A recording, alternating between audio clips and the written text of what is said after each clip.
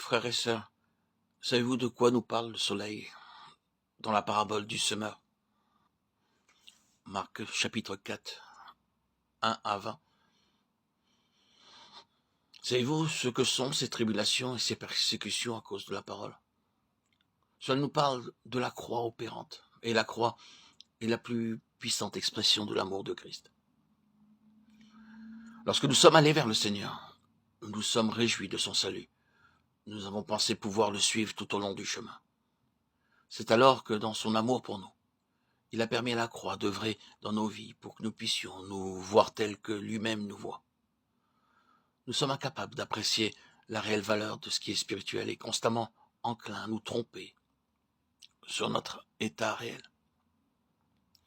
C'est pourquoi, dans son amour, il se sert de la croix dans nos vies afin que nous n'ayons aucune illusion sur nous-mêmes. Il ne supporte pas de nous faire progresser sur une fausse base. Nous pouvons penser que la volonté de Dieu est notre seul désir.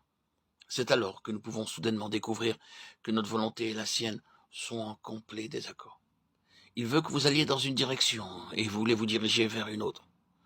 Vous aviez présumé que la seule volonté de Dieu vous conduirait et aussi ce que cela impliquerait. Cependant, vous constatez que ce qui survient est tout autre que ce que vous aviez pu imaginer. Et vous n'aimez pas cela.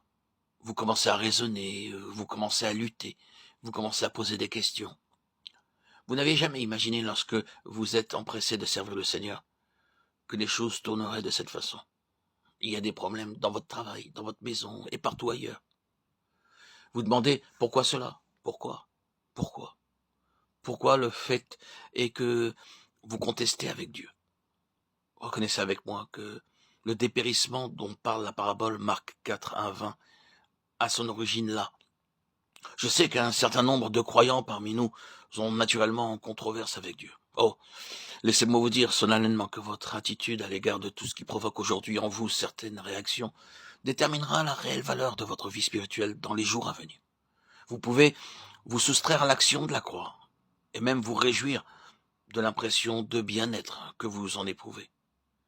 Mais votre vie aura été malheureusement appauvrie par ce gain apparent.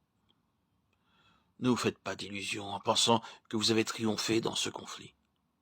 Croyez-vous que Dieu puisse perdre une bataille dans votre vie et qu'il puisse en résulter un enrichissement malgré cette défaite? Jamais.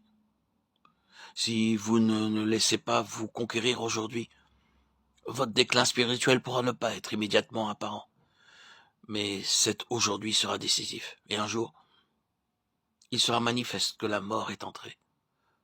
Toute vie présentée à Dieu sera éprouvée. Il ne peut accepter notre propre estimation des choses. Il fixe la valeur de notre offrande en la soumettant à l'épreuve et ne détermine sa réelle valeur qu'à l'issue de celle-ci.